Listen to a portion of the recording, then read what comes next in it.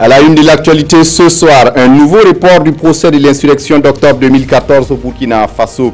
Deux avocats de la défense évoquent leur impréparation face au dossier, mais c'est surtout l'avocat de Blaise Compaoré qui s'est le plus fait remarquer. Finalement, la Haute Cour de justice donne rendez-vous pour le 8 mai prochain. Explication à suivre dans ce journal. Dans le journal également, cet appel à faire de la bonne gouvernance le credo du mandat du nouveau directeur général de la police nationale, Jean-Bosco Kionou. Un appel du ministre de la Sécurité qui a procédé à l'installation de ce haut fonctionnaire de police. Il vient de remplacer Lazare Tarpaga, poussé à la porte de sortie par des groins contre sa mauvaise gouvernance à la tête de la police nationale. Le film de la cérémonie à suivre dans cette édition. En France, déception et colère après le débat de l'entre-deux tours de l'élection présidentielle française entre Marine Le Pen et Emmanuel Macron. Un face-à-face qui a viré à un spectacle d'invectives. Très peu de sujets abordés de fond. Vous le verrez dans ce journal. Ce sont là les titres du 20h. Mesdames, Messieurs, bonsoir. Je suis ravi de vous retrouver. Mais avant de développer ces titres, le président ghanéen est au Burkina Faso depuis ce matin. Nana Akufo-Addo est arrivé ce 4 mai pour une visite officielle au Burkina. Une visite pour redynamiser la coopération entre les deux pays, mais aussi les relations avec le Burkina Faso. Le film de son accueil avec Urbain Benito Somé et Abdelaziz Adjibou. Une visite pour raviver la flamme des relations d'amitié et de fraternité entre le Ghana et le Burkina. Porté au pouvoir le 7 décembre dernier et officiellement installé dans ses fonctions un mois plus tard, en présence du président du Faso, le chef de l'État ghanéen Nana Akufo-Addo nourrit l'ambition de voir de beaux jours se lever sur l'axe Accra-Ouagadougou. Une nouvelle ère qui s'ouvre avec cette première visite du successeur de John Dramani Mahama à Ouagadougou.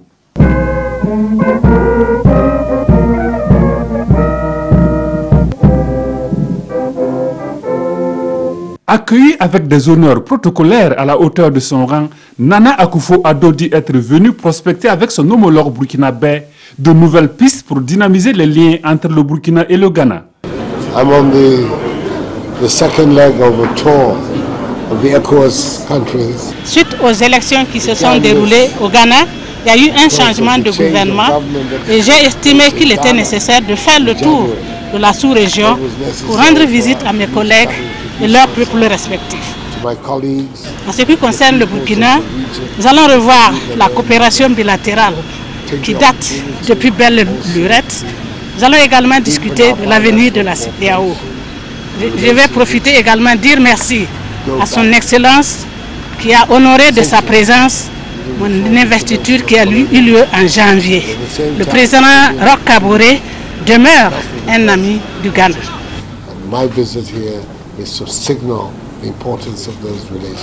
Des propos qui annoncent un séjour de 48 heures en terre burkinabé, très chargé pour la délégation présidentielle ghanéenne.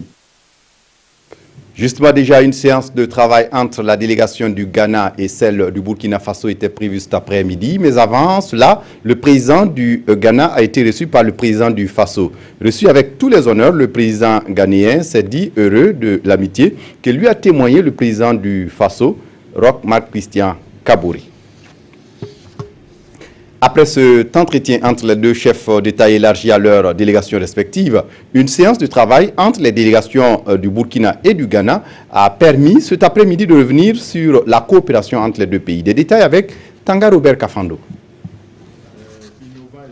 Les deux délégations burkinabé et ghanéennes sont déjà au travail et sur la table le renforcement de la coopération dans les domaines de l'agriculture, du transport, de la sécurité et surtout de l'énergie. D'ici la fin de l'année, il y aura une véritable interconnexion entre le Ghana et le Burkina. Le projet est très avancé, donc nous allons voir comment est-ce qu'on peut tirer grand profit de ce projet. Il y a également les questions de sécurité et de défense. Et vous savez, la sous-région est troublée et le Ghana n'est pas encore concerné, mais nous sommes tous en veille Et c'est important qu'on ait un meilleur contrôle de nos frontières. Tous deux pays membres de la CEDEAO, la question de la libre circulation des biens et des personnes au sein de l'espace va également occuper une bonne place dans les travaux. Nous sommes plus de 300 millions de populations dans l'espace CEDEAO. Et si nous appliquons intégralement le protocole, nous n'aurons plus besoin d'aller vers l'Europe pour écouler nos produits, parce que nous aurons un gros marché au bénéfice de nos populations. Les résultats de la réflexion des experts vont alimenter le communiqué conjoint qui va sanctionner la visite en attendant la commission mixte. Dans l'actualité ce soir, un second renvoi du procès du dernier gouvernement de Blaise Compaoré. Il vient d'être à nouveau reporté au 8 mai prochain. Les raisons invoquées pour ce report, les deux avocats commis d'office à la défense de Baba Ama et de Baba Diémé ont souhaité mieux se préparer pour leur défense. Draman Guéné, Zoubaviel David Abiré. Le procès de l'année a encore accouché d'une souris. Après son premier renvoi le 27 avril dernier, il vient d'être à nouveau reporté pour le 8 mai prochain. Les causes, c'est lui qui les a soulevées. Maître Idrissa Badini, avocat commis d'office à la défense de Baba Diémé. Il soutient ne pas connaître son dossier par manque de temps. Le parquet ne le lui a remis que hier. Idrissa Badini estime qu'il n'est pas capable de défendre son client dans cette condition. L'avocat dit n'avoir même pas pu rencontrer son client jusqu'à ce jour. À ce début d'audience, les rôles semblent inversés. Les avocats font front commun contre la Cour.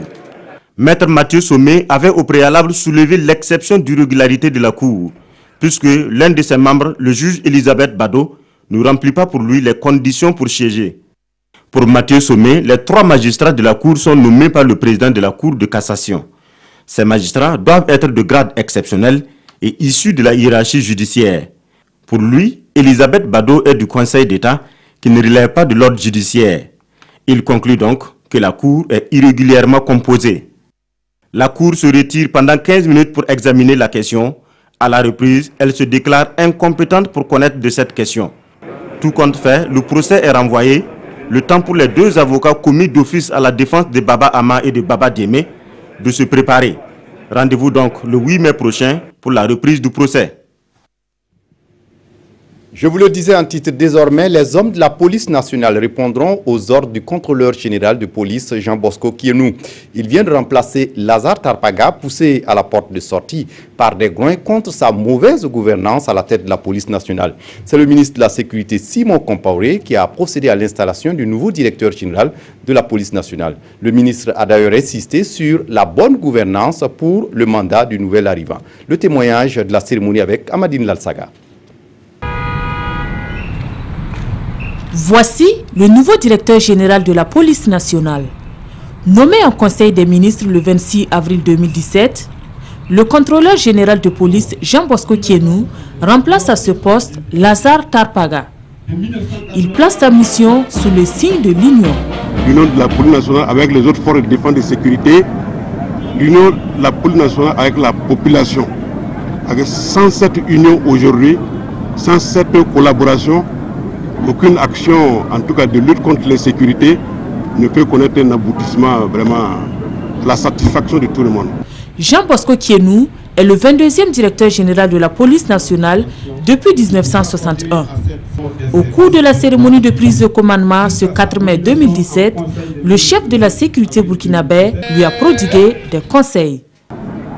Sans discipline, pas de police nationale. Mais je m'empresse aussi de dire qu'il faut qu'il y ait une bonne gouvernance. Alors, c'est les deux bras du corps, d'une part la discipline et d'autre part la bonne gouvernance. Ces deux éléments réunis permettent au nouveau directeur général la police nationale de réussir la mission à lui confiée par les plus hautes autorités de notre pays. Jean Bosco Kienou occupait depuis octobre 2016 le poste de responsable du programme sécurité du budget programme du département en charge de la sécurité. Il a aussi été député au Conseil national de la transition en 2015. Nous invitons plus officiel à congratuler le secrétaire général de la police nationale. Au Premier ministère, Paul Kabatiba échange avec une équipe du Millennium Challenge Corporation. L'équipe séjourne au Burkina Faso depuis la fin du mois d'avril. La rencontre avait pour but d'avoir une vue globale du MCC et de l'opérationnalisation du second compact pour le Burkina Faso. Abdourahmane Zongo. Pas de nuages dans le ciel de la cohabitation, le ciel de la coopération économique et financière entre le MCC, Millennium Challenge Corporation et le Burkina Faso. Illustration ce jeudi matin à la primature, après une séance de travail, axée essentiellement sur la formulation du deuxième compact. En attendant le lancement du dit compact, il est question de former d'abord des équipes mixtes chargées de l'analyse et la collecte des données devant faciliter le processus de formulation du compact. Le processus de compact avec Millennium Challenge Corporation est un processus où chaque étape est partagée par les deux parties. On va ensemble, les uns et les autres, pour que nous puissions vraiment mettre en œuvre quelque chose qui est partagé des Américains et des Burkinabés, pour que nous puissions vraiment trouver les domaines dans lesquels on va travailler, qui va faire le plus grand effet pour le Burkina Faso.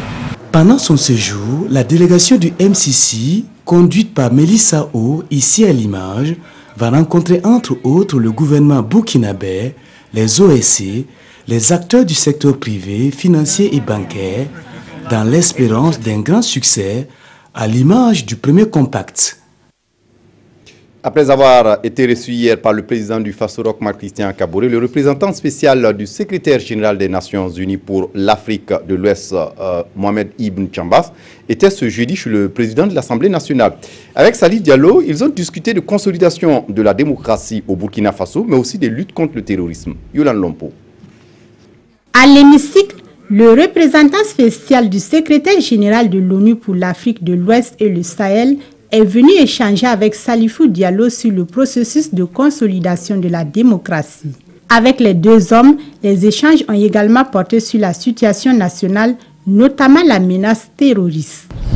Les Nations Unies apprécient beaucoup le processus de consolidation de la démocratie ici au Burkina Faso. Et le rôle de l'Assemblée nationale dans ce processus de construire une nouvelle démocratie.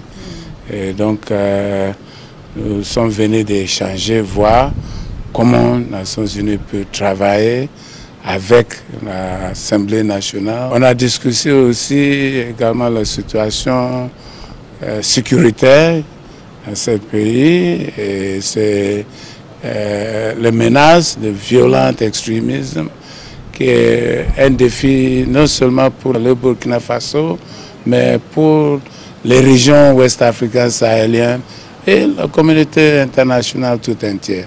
Donc il faut un rôle pour les communautés internationales, voir comment nous pouvons être à côté du peuple burkinabé pour faire face à ce défi sécuritaire. Internet, de plus en plus utilisé en Afrique, on estime à plus de la moitié de la population qui consomme ces technologies de l'information et de la communication. Et pour l'Union internationale des télécommunications, il est temps de travailler à faire de ces technologies de l'information et de la communication un secteur porteur, voire un levier du développement africain. C'est le sens d'une rencontre qui s'achève ce 5 mai à Ouagadougou. Mais comment peut-on faire des technologies de l'information et de la communication un secteur de haute priorité pour le développement du continent? On essaie de comprendre avec Ismaël Dilouma Sirima. Toute l'Afrique est réunie à Ouagadougou pour parler télécommunications. Pendant 72 heures, les membres du conseil d'administration de l'Union africaine des télécommunications, UAT, vont présenter le rapport 2016 de l'Union. Il s'agit principalement des travaux d'élargissement de la bande passante dans tous les coins et recoins de l'Afrique. Ce sont des activités qui sont plus concentrées non seulement sur le renforcement des capacités de nos États membres, mais aussi sur le rayonnement de l'Afrique, comme on dit, au niveau international. Notre rôle, c'était de prendre les positions communes africaines, partir défendre nos intérêts dans toutes les réunions internationales. La question du budget, exercice 2017-2018 de l'Union africaine des télécommunications, est également à l'ordre du jour. Le premier budget, comme on dit, c'est un projet sur lequel les États membres doivent regarder, que ce soit les dépenses qu'ils vont faire, mais aussi les contributions. Mais rassurez-vous que les contributions sont fixées sur chaque 4 ans. Donc le budget, en fait, c'est juste une utilisation de ce que nous voulons faire, mais les contributions sont déjà fixées sur 4 ans. Concernant le programme d'activité de l'année en cours et de celle à venir, l'UAT veut mettre davantage l'accent sur la conciliation entre les technologies de l'information et de la communication et les programmes d'activité économique et sociale tels que la santé, l'éducation et l'emploi. L'ambassade de la France au Burkina Faso et l'Agence française de développement AFD financent respectivement l'association apicole Wensongda de Petit Balai depuis 2000 et l'association Voûte Nubienne. Des structures qui travaillent pour la promotion de la construction sans bois ni tôle. L'ambassadeur de France au Burkina a effectué une visite sur le terrain pour voir à Boromo précisément ce 2 mai 17 comment ces associations travaillent. Le témoignage avec Kadouro Menki. L'ambassadeur de la France sur les traces de 2 projets financés par son pays. Ici, nous sommes sur le site de l'association apicole Wensongda. De la salle de conditionnement du miel à la salle de filtrage, en passant par la salle de traitement, tout est visité par l'hôte du jour. Autre site, même scénario. Nous sommes dans les locaux de l'association Voûte Nubienne, une association qui fait la promotion de la construction sans bois ni tôle. Construire un bâtiment qui est adapté à nos réalités, avec un confort thermique et avec une économie. Grâce à l'ambassade de France, vraiment nous avons eu un soutien qui nous a beaucoup aidé. Nous avons bénéficié d'une formation pour le refoulement des éléphants à partir de ruches kenyanes et ceci a vraiment montré ses résultats. Au terme de la visite, Xavier Lapère de Cabane a pu s'enquérir des conditions d'exécution de ces 2 projets. À Wensongda, ils m'ont demandé un petit peu de poursuivre l'aide que l'ambassade leur donne, mais je pense qu'on peut continuer jusqu'à ce qu'ils aient plus besoin de nous. J'espère que ça arrivera bientôt, parce que s'ils ont plus besoin de nous, ça veut dire que c'est un succès absolu. Et ici, le soutien qu'on me demande est plus, je dirais, d'ordre de communication, politique, etc., de faire connaître, d'aider à faire connaître la voûte nubienne auprès des autorités. L'unité de collecte et de production apicole de la province des Balais est créée en 2009 et compte aujourd'hui 287 membres. L'association Voûte Nubienne, elle, fait son petit bonhomme de chemin dans la construction de maisons écologiques depuis 1998. Avec la saison des pluies qui s'installe et pour prévenir les inondations dans certains quartiers populaires de la ville de Ouagadougou, la municipalité procède au curage des caniveaux. Une récente campagne lancée le 8 avril dernier peine à régler les problèmes. Constat avec Vincent Tiendrebego. Aussitôt les premières pluies à Ouagadougou et les eaux débordantes des caniveaux plongent les populations dans l'inquiétude. Ici, au quartier d'Apoya, c'en est un véritable calvaire pour les habitants. Quand il pleut comme cela, la voie est inondée, vous-même vous voyez déjà. Les caniveaux ne sont pas débouchés. Donc quand l'eau se remplit, ça se déverse dans nos ateliers. On n'arrive même pas souvent à travailler. Bon, certains sont venus, ils sont épurés. Mais bon, vous-même vous voyez qu'il n'y a même pas de dalles même. Certains sont partis avec les dalles. Et quand il pleut, c'est pas bon. Ils ont épuré ou bien ils n'ont même pas épuré, on ne comprend pas. Pour prévenir les risques d'inondation, la commune de Ouagadougou a lancé depuis avril une campagne de curage des caniveaux. Ici, des ouvriers en activité.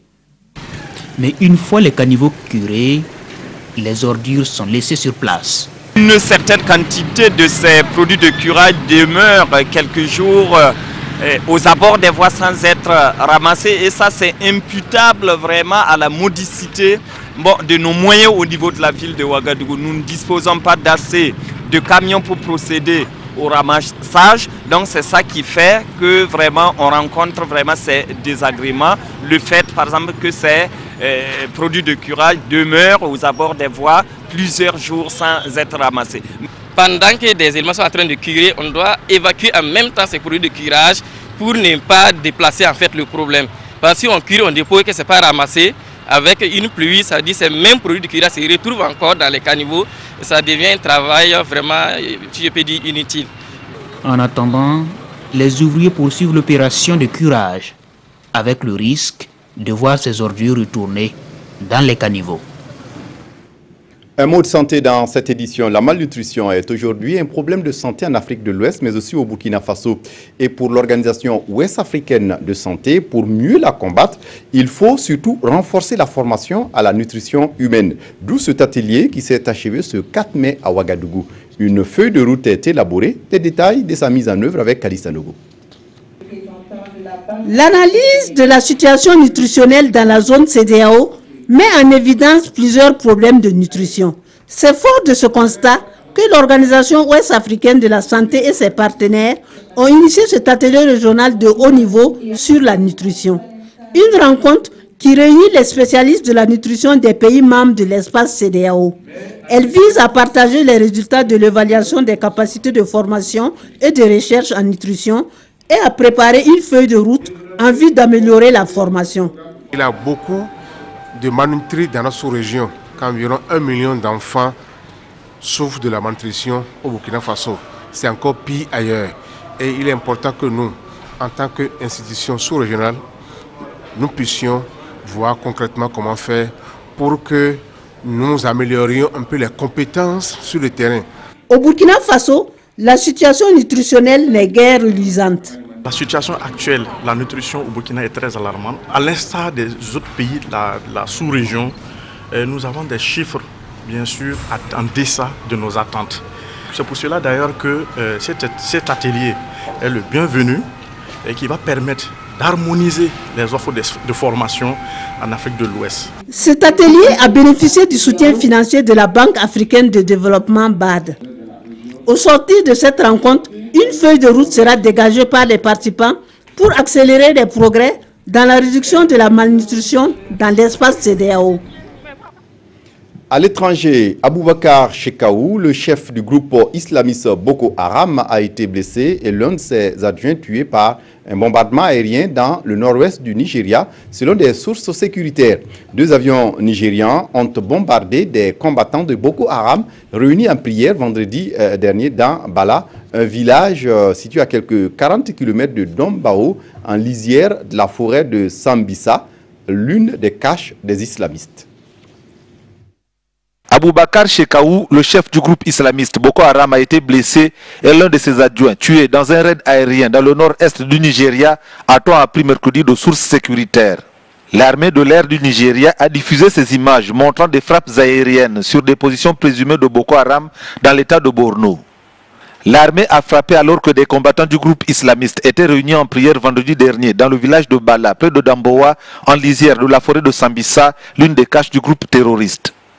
Les déclarations de l'armée nigériane ont été confirmées à l'AFP par une autre source, membre d'une milice civile de Maïdougouri, la capitale de l'état de Borno, et berceau du groupe islamiste. Boko Haram n'a pas encore réagi à ces déclarations.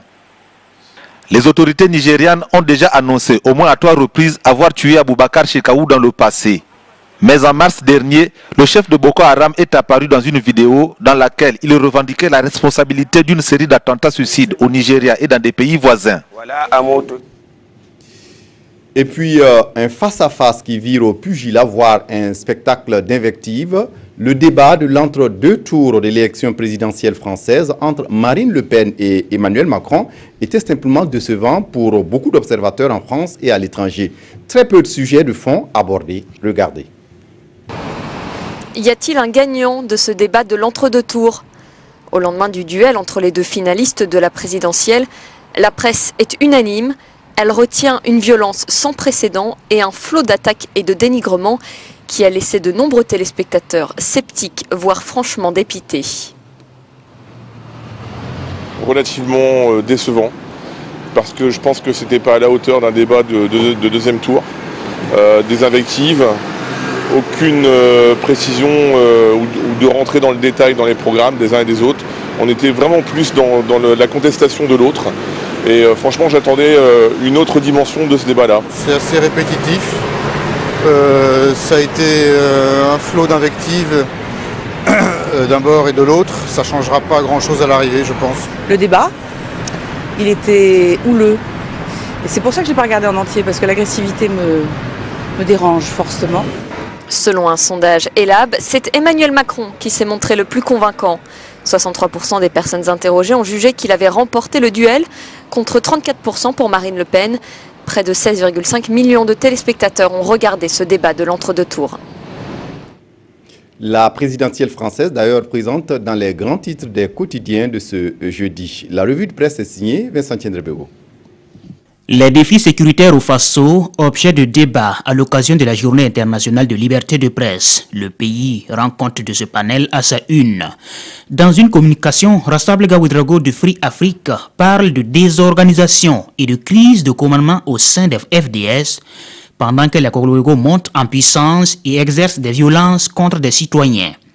Et selon lui, les FDS devraient se redéployer sur le territoire, notamment au nord, où des trafiquants de tout genre font de bonnes affaires. 700 millions de dollars de gains par an. Il faut relativiser, rétorque Guy Herveillé de la gendarmerie nationale. Pour lui, la menace terroriste ne concerne pas seulement le nord, et même que la capitale est la cible des terroristes. Et les FDS ont besoin des citoyens en renfort pour une meilleure sécurité, selon le Pandore. Citoyens commentent le climat des affaires au Faso en prélude de la rencontre gouvernement-secteur privé, prévue semaine prochaine. Selon le journal, les opérateurs économiques souffrent encore des pillages du temps de l'insurrection populaire. 106 entreprises privées touchées, 7300 emplois compromis et plus de 40 milliards de francs perdus. Et l'actualité du monde des affaires, c'est aussi l'affaire Inoussa Kananzoué, poursuivie par la justice. Toute chose qui rend le climat délétère, selon le journal, au moment où le gouvernement cherche à mobiliser des ressources internes pour le PNDS. Alors, il faudra apaiser le climat des affaires. Présidentielle française, duel cathodique pour un fauteuil, titre l'Observateur Palga à propos du face-à-face télévisé entre Marine Le Pen et Emmanuel Macron hier soir. On s'est attardé sur tout, sauf l'Afrique. De toute façon, continent du passé ou du futur, ce n'est pas l'Afrique qui fera gagner ou perdre une élection chez les Gaulois. Et c'est Macron, sauf cataclysme, qui l'emporte, prédit l'Obs, mais ce ne sera pas dans des proportions soviétiques. Et avant de vous quitter, votre émission de débat contradictoire controverse aborde ce soir l'épineuse question des médias et de la lutte contre l'insécurité. Comment informer sereinement dans un contexte d'insécurité? Le Burkina Faso vient de se doter d'un plan d'urgence sur l'information et la sécurité. Dans ce contexte, doit-on voir une restriction des libertés d'informer et partant du travail des journalistes? La réponse dans quelques instants à partir des 21h sur la RTB. C'est controverse avec Simon Gongo et 4 autres invités. C'est tout pour ce journal. Merci de votre attention. Très bonne suite de programmes sur la RTB. Au revoir.